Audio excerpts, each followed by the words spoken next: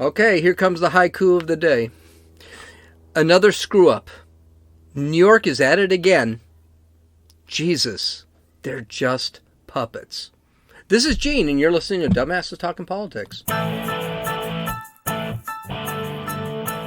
Hey, this is Gene. So I've got to tell you something. I'm going away this weekend.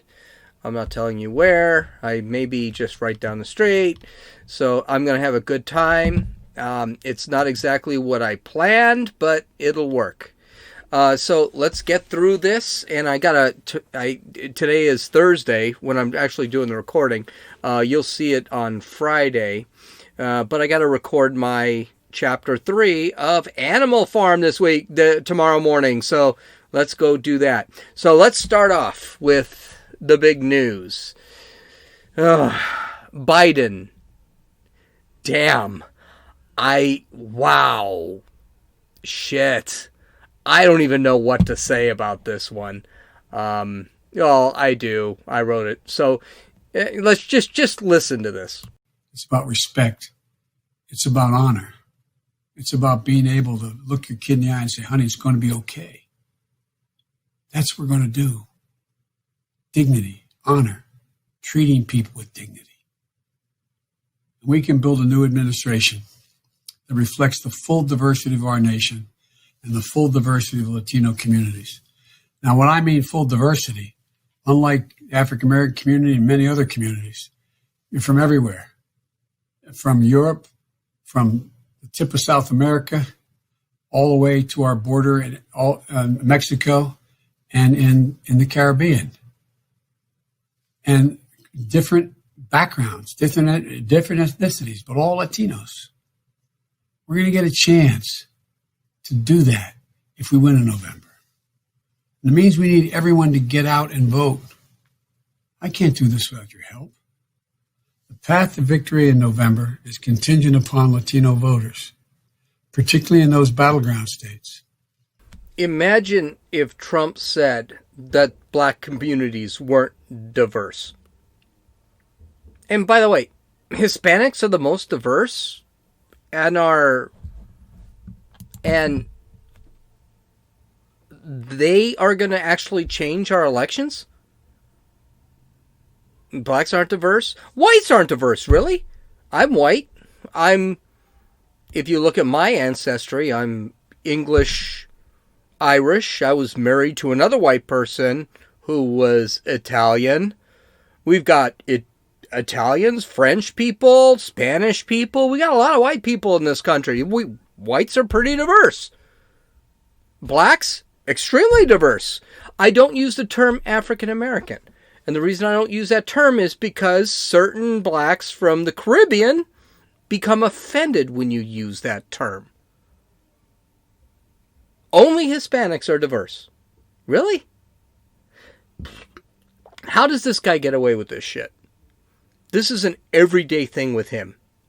He asked a black guy yesterday if he got tested for cocaine. Yesterday he asked this. He said you couldn't walk in a 7-Eleven without hearing a person with an accent. An Indian accent, excuse me. He said that Barack Obama was smart and clean for a black guy. And everyone knew what he meant. He said that poor kids are just as smart as white kids. He eulogized Robert Byrd, a former KKK Grand Dragon. I won't give him I'll give him a pass on that because Barack Obama did too. But Jesus, what if Trump said or did any of that? Do I think Biden is a racist? No. I think he's old and he's got his prejudices. That doesn't mean you're a racist. Everyone has prejudices. It's just,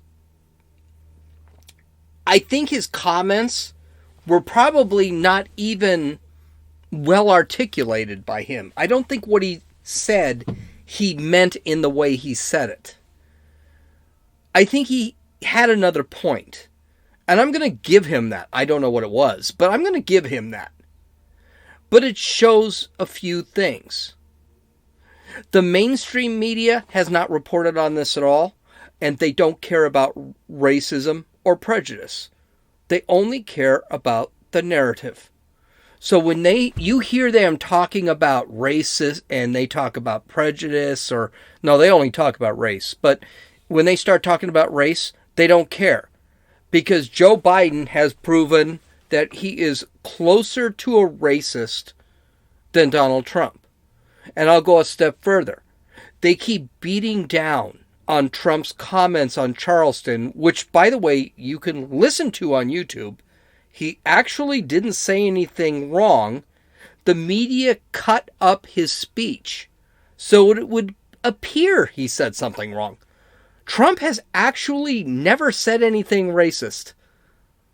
Now, he said things that were not necessarily politically correct, but Trump's not that guy. But it's about the narrative. And the narrative says that Joe Biden wants to go leftist so they can ignore race and prejudice when it comes to Joe Biden. And by the way, if you go to my website, I actually have a video where they talk about the 50 years of things this guy has said. Democrats don't care about race or prejudice. They only care about the narrative. And the narrative is going to lead them to power.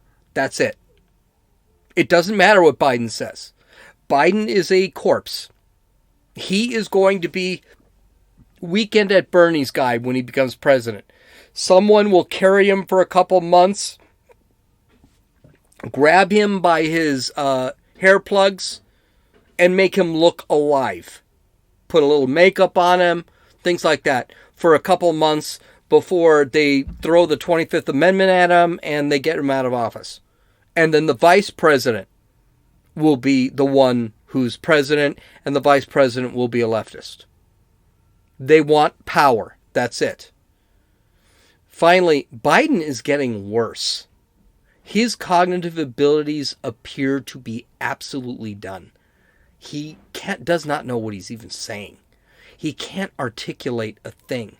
He can't even get through a sentence. Like when I played that video yesterday or on a Wednesday, that he couldn't even get through the sentence why he didn't need a cognitive test. He's finished. I am surprised he doesn't even nod off in the middle of some of these interviews.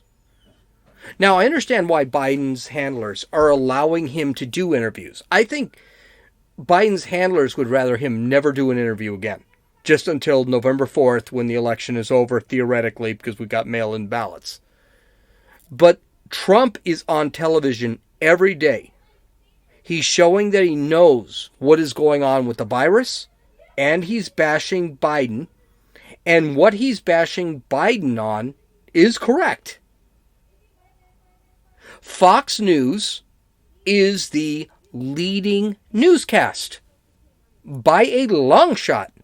MSNBC is second, but the best MSNBC program is which is Rachel Maddow, is typically fifth. CNN is not even in the top 20.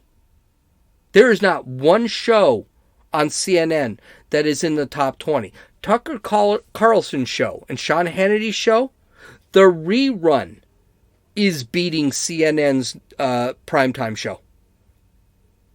Nobody is listening.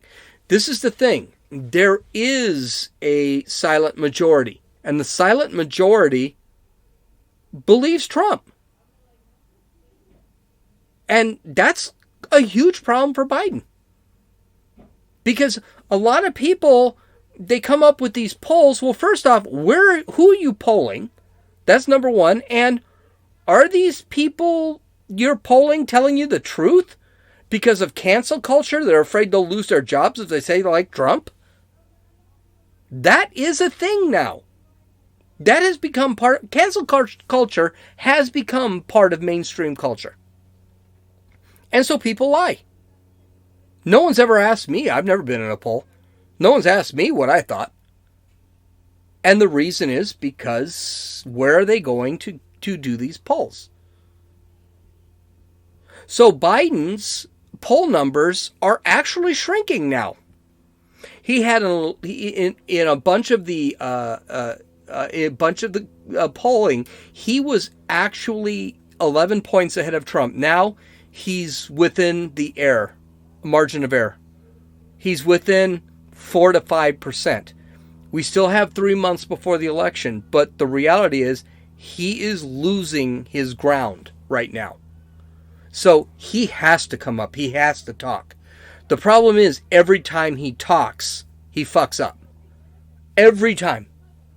He had an interview yesterday, he fucked it up. He had an interview today, he fucked it up. CNN can try and hide it. MSNBC can try and hide it, but he's screwing it up. And to be honest with you, the people who he's got for vice president are Kamala Harris and Susan Rice. How do you think that's going to go? Those two are not popular in this country.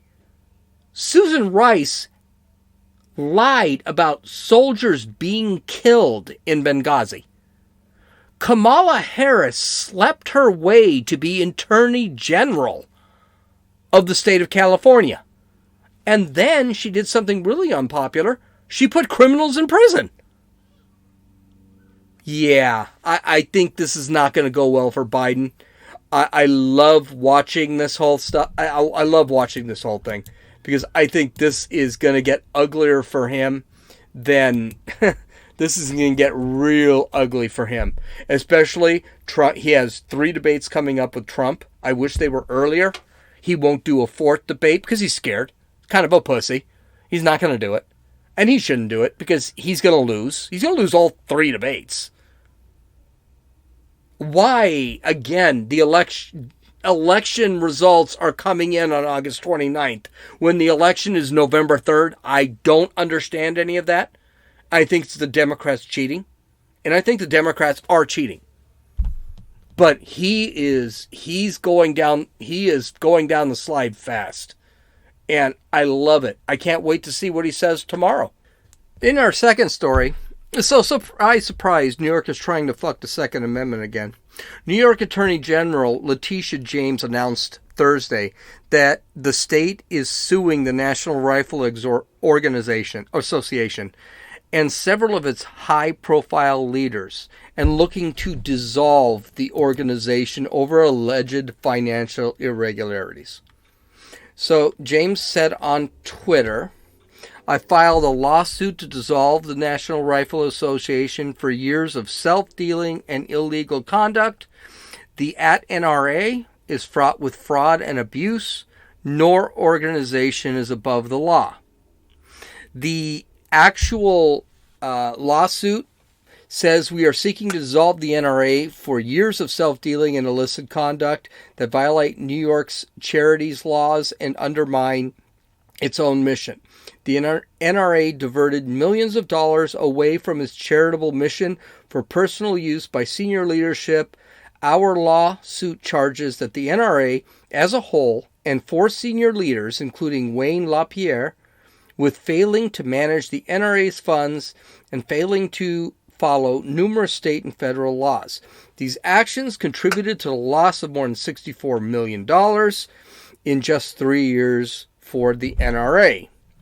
She's basically accusing them of using NRA funds for private travel, vacations, restaurant dinners, things like that, and awarding companies contracts based on family members and members of the NRA, and a lot of these people didn't even have to show up.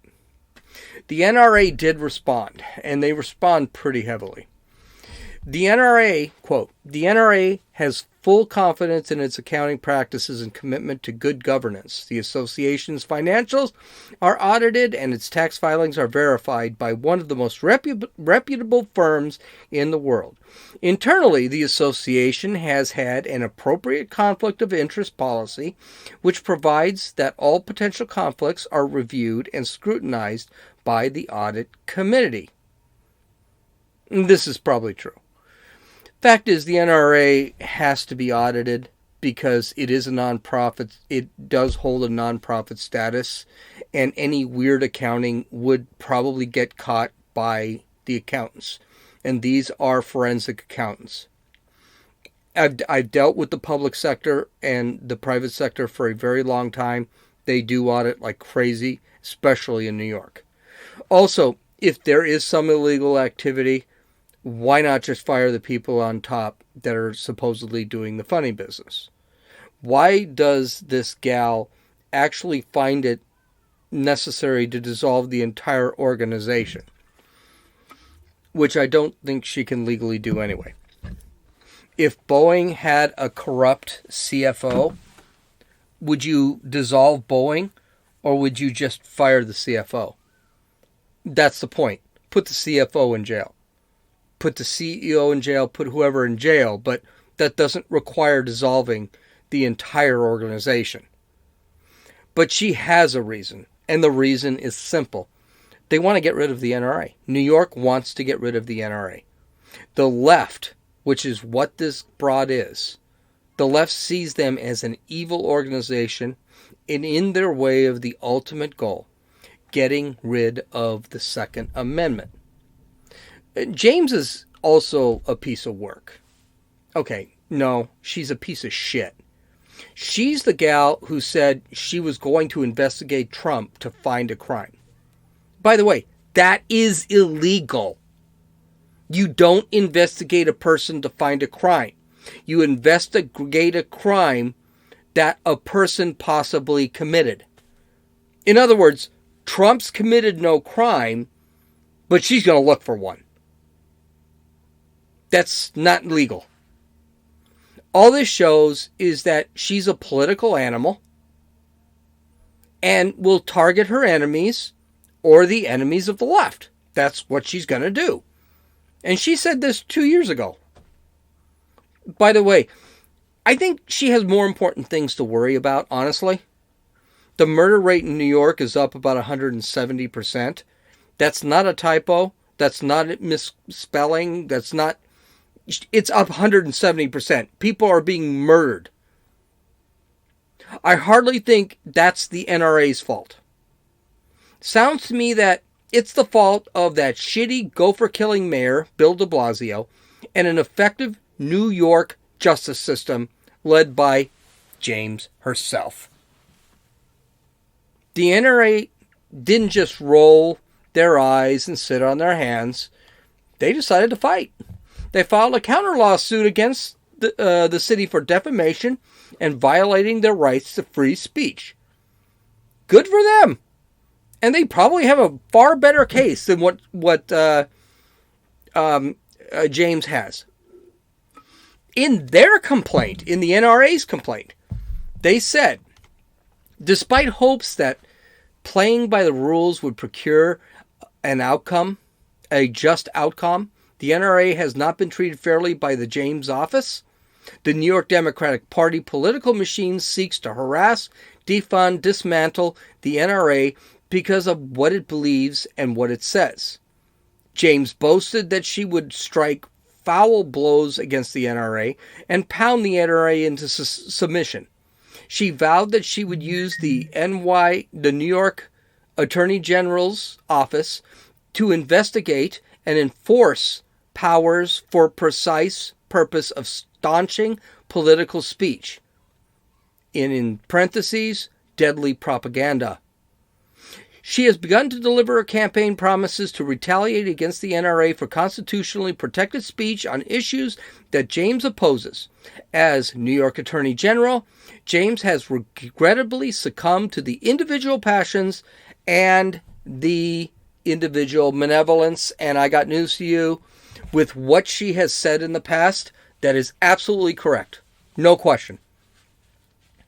This is not going to be hard to prove because of what she said in the past.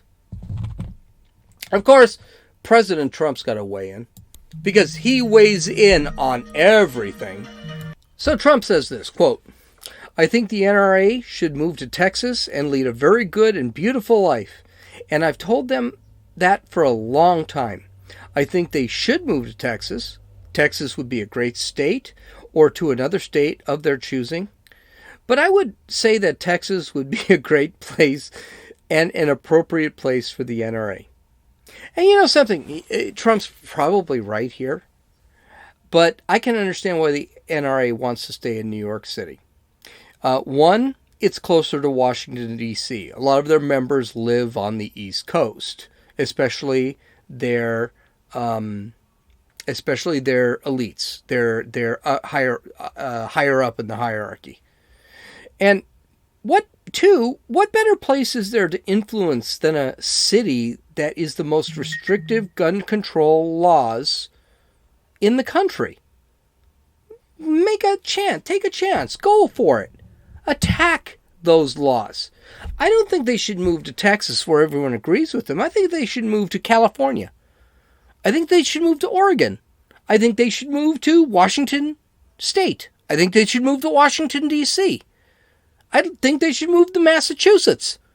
I think they should be where guns are being attacked. In the long run, this lawsuit is not going to go anywhere. There is a lot of conflict within the NRA's hierarchy. That is absolutely true. And there are probably some questionable dealings, like in all companies. Someone will probably lose their job. That probably should lose their job. But the aggressiveness of James may get the best of her. She does have to show some cause. You just can't go investigate someone hoping to find a crime. You have to see a crime first and then investigate the crime and catch the one responsible. And I don't think she's got the power, or New York's got the power, or even the Supreme Court has the power to dismantle the FBI. If anything, that is literal proof that the NRA is being targeted. So I think the NRA has a strong standing on that countersuit. I think things will work out with it well. I really do. The NRA, in the long run, the NRA is going to continue. So the last story of the day involves culture, the culture. And I love the culture, especially since the left took over the culture. This is something really weird, but now conservatism is the counterculture. Let's take a look. You can get fired for saying I'm not sure I didn't get fired because I'm a conservative. You can get fired because you're a conservative now. And there's nothing you can do about it. What's funny is when the left took over the culture, the culture got fun. The things they do are so stupid that it's just hysterically funny. There are two websites I love to read when it comes to culture. Vox.com and Slate.com. Slate is especially insane. They have an advice column that is just weird. For example, I started having sex with my roommate's best friend because my roommate thought it would be really cool. And then now my girlfriend thought it'd be really cool. And now the girlfriend's mad at me and she doesn't want me having sex with her best friend. And I kid you not, their advice column is absolutely hysterical. You've got to read it. And there is nothing. What I love about it, there is nothing off the table on their advice column. Everything can be bizarre. I'm having sex with this frog, and yeah, that little premonition coming for you. And this frog doesn't seem to love me anymore, and blah, blah, blah, blah. It just gets really weird. It's a great site. It's almost a comedy site. If the fact was, you knew they were actually really trying to report things. Well, here's an article that's patently insane. I'm not even sure this article wasn't a joke, but knowing what this site actually does, I would say it's probably not a joke. The article is titled, "It's Time for the Muppets to Give a Different Couple the spotlight. This article actually analyzes the relationship between Kermit the Frog and Miss Piggy from the Muppets. No kidding. So let me sum this up for you. Let me tell you what these guys are actually talking about. They're a terrible couple, and Miss Piggy and Kermit are a terrible couple, and Disney should not be beating the drum on their relationship. Okay? Gets better. They are anatomically incompatible. Now, mind you, half the articles on Slate.com is about gay men, gay women, transsexuals, and I'm not exactly clear where the compatibility is there. I don't think a man having sex with another man can have a baby. I don't think a woman having sex with another woman can have a baby. And I think mutilating your penis to become a woman who you feel like, though you've never been a woman because you were, quote, assigned, end quote, a sex at birth, is compatible. But, hey, whatever. It's like just constantly touts this stuff. I just think that's funny.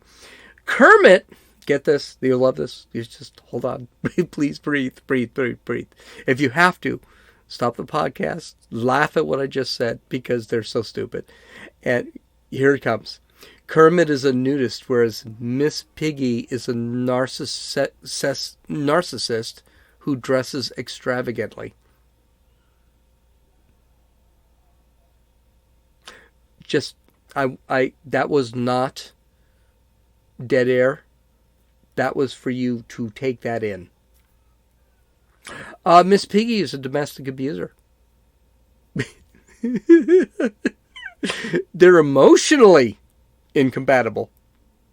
One is closed off, neurotic, commitment phobe, and the other is a clingy, psychopathic narcissist. I'm scratching my neck now. I don't know what to even say.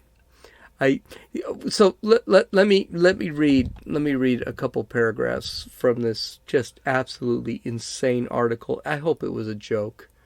I don't even know who wrote it. I should actually say that because it's just oh no, I'll tell you who wrote it. The article was written by a guy named Dan Kois, Kois. And it was published on August 3rd. It's just absolutely insane. So let's read a couple of things. Quote, according to 3 relationship counselors interviewed earlier this year by Mel Magazine, they went to counselors to talk about this. How insane is this? Okay, anyway, continuing. The pairing has long been in crisis. If there's a level of conflict, they need professional help, said the clinical psychologist Farah Hauk. They need to work with couples counselor and do their individual work to identify their role in the conflict, as well as their partner's role in the conflict. This is, of course, ludicrous, because Miss Piggy would simply karate chop the therapist. End quote. Okay. Here's something. A little secret about the Muppets. I don't know if you've seen the Muppets. I don't know if you've understood the exact thing with the Muppets, but here it is. Here it comes. They're puppets. Yeah, they're puppets. When their show is done, the people hang the puppets up on a nail. Okay, let's continue with the actual interview, with the actual article. The second thing I thought was kind of funny was, quote, recently it seems that minders of the Muppets might realize that the central romance of the franchise no longer had currency. Currency. Oh my God. On a short-lived ABC series, The Muppets, Kermit got a new girlfriend, also a pig, named Denise. Here's the newsflash. I think Denise was probably a puppet. I'm just saying. Here. Okay. Continue. The subject of the memorable Jezebel headline, quote, I'm sorry, but who the fuck does the home-wrecking pig think she is? Byline, definitely not Miss Piggy. But by the series' end, the characters once again fell into familiar patterns, as the finale focused entirely on the will they or won't they question, including other Muppets writing pro and con lists on a whiteboard as Kermit tried to decide. The episode ended on a cliffhanger of sorts. It wasn't a cliffhanger! They're puppets! They're puppets! Okay, continue. With Kermit professing his love for Piggy in a last-ditch romantic gesture. They're puppets. They're just fucking puppets. That's all they are. There's no cliffhanger. There's no relationship drama. The article ends. Call it what you will. Friggy, Permit, Hogwarts, that's what they wrote. Where it was once entertaining to watch lovesick Pig beat the crap out of a diffident frog, now it is simply exhausting. It is well past time to retire the ship. Now, I'll give him something. I really was expecting that we needed a couple of gay characters, a transsexual Muppet, maybe a couple lesbian Muppets, maybe a throuple set of Muppets. I don't know. I thought this was going to get to be really interesting. This was still interesting because they are actually analyzing. And I think it's hysterical that Slate started the article with talking about how the child asked, why aren't the pig and the frog married and they're having a relationship? They actually started the article like that. But I really do hope this article was written to be funny, because it succeeded. It was a freaking great article. After reading a bunch of Slate's other articles, I just can't be sure. I really think this was an analysis into a relationship between puppets. But there are a few things we should be aware of before we criticize the turbulent relationship of Miss Piggy and Kermit the Frog. One, this show was not meant to be a children's show. It was a comedy show for adults. There is a ton of adult humor and sexual innuendo in the show of the 80s. That's a fact. It was never meant. It's like South Park being a cartoon was not really meant to be for kids. And they tell you that. Miss Piggy was not a physical abuser. She used cartoon violence just like the coyote would be blown up by Acme explosives that he bought to stop the Roadrunner. It's not like Miss Piggy took a knife and stuck Kermit with it. That's not a thing. Kermit is the next one. Kermit's not a nudist. He's a frog. Frogs don't wear clothes. Frogs don't have anatomy. Like they said, they were anatomically incompatible. They weren't anatomically incompatible. They didn't have anatomy because they were puppets. They didn't even have legs or a bottom half. They were puppets. There's no anatomy with puppets. Next one. Kermit and Piggy did have an incompatible relationship. But not because Kermit the Frog and Piggy is a pig, but because they were, okay, hear me here, they were fucking puppets. They were puppets. It was a joke. It was all a joke. This is absolutely insane.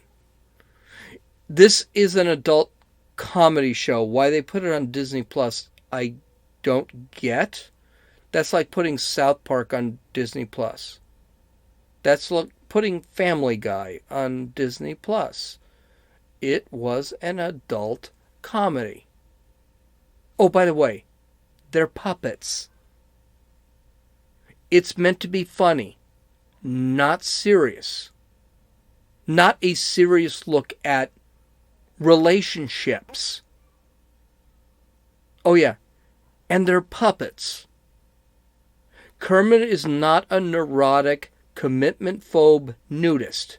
Miss Piggy is not a clingy, narcissistic domestic abuser. Kermit is a frog. Miss Piggy is wait for it, a pig. They don't need a psychologist to analyze their relationship. Do you know why? Wait for it. Because they're fucking puppets. Miss Piggy's voice isn't even done by a woman. Miss Piggy's voice is done by a man, and always has been done by a man. Now, I don't know if it's a cisgender man, or a transsexual man, or a gay man. I have no idea. Or maybe it's a transgender man. A woman who became a man. I don't know. But they're puppets. Fuck. I feel so much better now. I feel so much better because this was just so stupid. This was such a dumb article. You've got to read it. Go to dumbassestalkingpolitics.com. I will not even mention that in my closing because it is just such a dumb article on how they sat back and... Okay, you can follow me on Twitter at runninfool, RUNNINFEWL. You can download or listen to this podcast on Apple Podcasts, Podbean, Podcast Addict. And there's actually another place you can download it. I didn't even know Podbean was uploading it. But Stitcher? I don't know. I'll have to look it back up again. And YouTube. Go to www.dumbassestalkingpolitics.com. Please read. I lied to you. Please read my read the link that I set up about the pig and the frog. I think it's great. This is Gene, and you're listening to Dumbasses Talking Politics.